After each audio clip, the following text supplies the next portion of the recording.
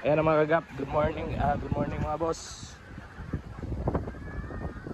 4 months na sila, naglagay tayo ng mamaa. Medyo may bagyo ngayon dito sa amin, sama yung panahon. Ayan mga boss, kaya nagpakain kami ng ano,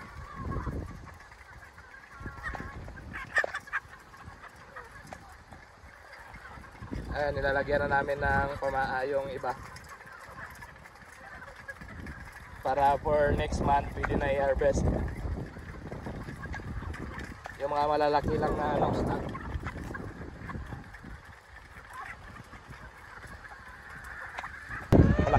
Malakas na yung ulan mga boss, ulan talaga to. Silaw taray. Basta tayo mga nabutan tayo ng ulan mga boss. Ito yung panahon ngayon sa amin, bagyo. Yun, nagpakain tayo kaso hindi tayo nabutan tayo ng ulan. Doon sa rinjing kanina mga boss. Ayan, balik kami sa rinjing mga boss. Ito pala yung nilalagay namin, short cord. Mag-ingat ka maglagay ng short cord kung may bakal pa dito sa dulo. Kasi yan ang ano, nagsisimulan ng masabit sila sa net or sa puno. Bumalik ulit kami sa ano mga boss, sa ranging ng second batch natin na ano, na stag. Pansin nyo yung iba may short cord na sila para ready for harvest na yung ano.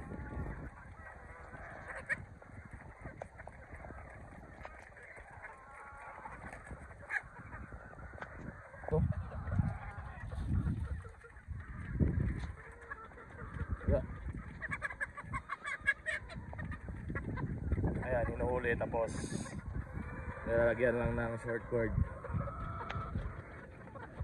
para ready sa next harvest, para masanay na sila sa ano, sa tali.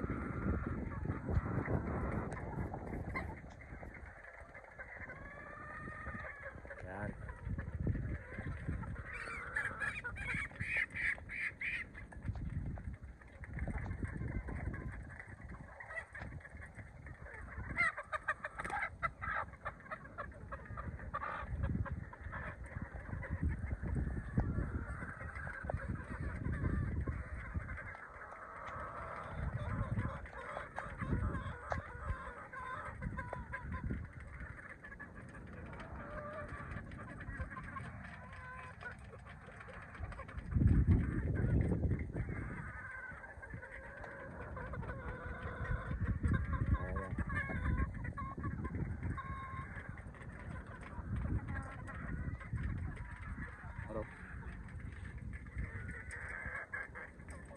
Pero, alapit lang.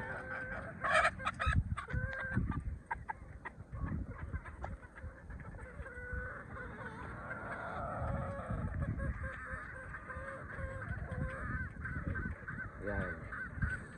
Isang proseso din natin para maglagay ng mag-harvest tayo. Short cord.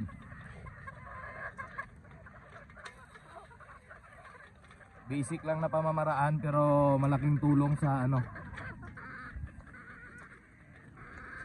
sa pag-harvest natin, para less stress yung ano nila.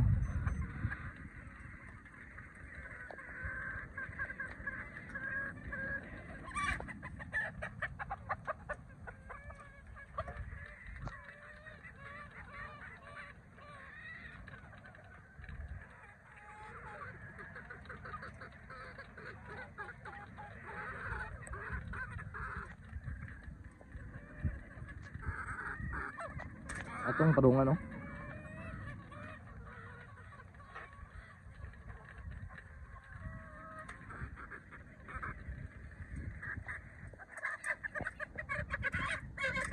Ito na isa. Ang parungan.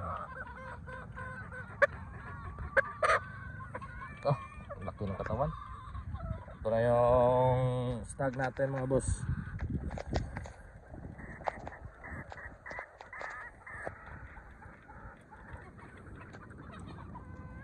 pulang-pula na yung katawan, ang muka, tapos malaki yung katawan.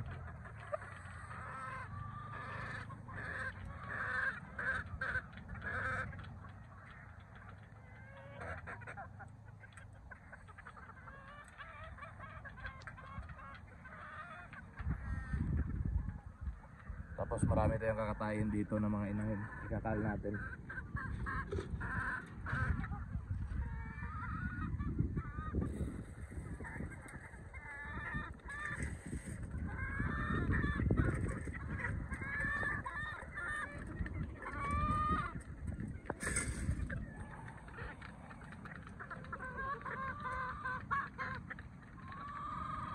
Adio.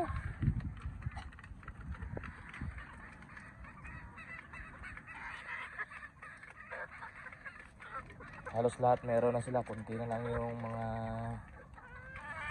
wala pang ano, short cord. Manghuli tayo. Ano?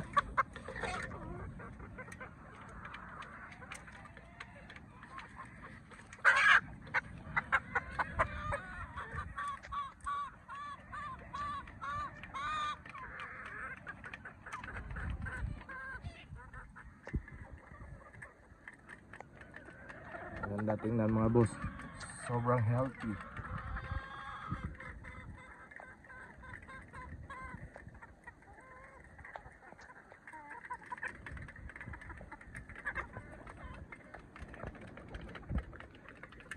Okay.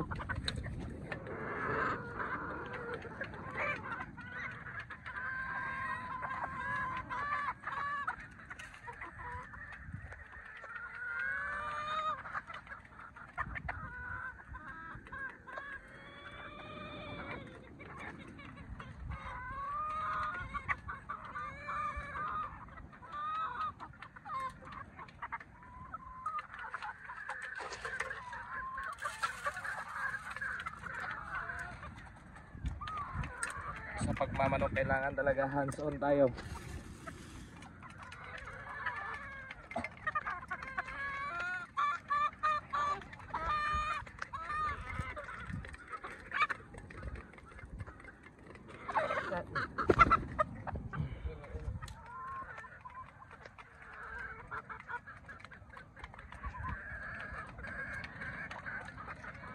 Gamit natin mga boss, Patuka Supremo 2.1 na. May mixed grain na siya. Pang-4 na buwan na ano, pang stag.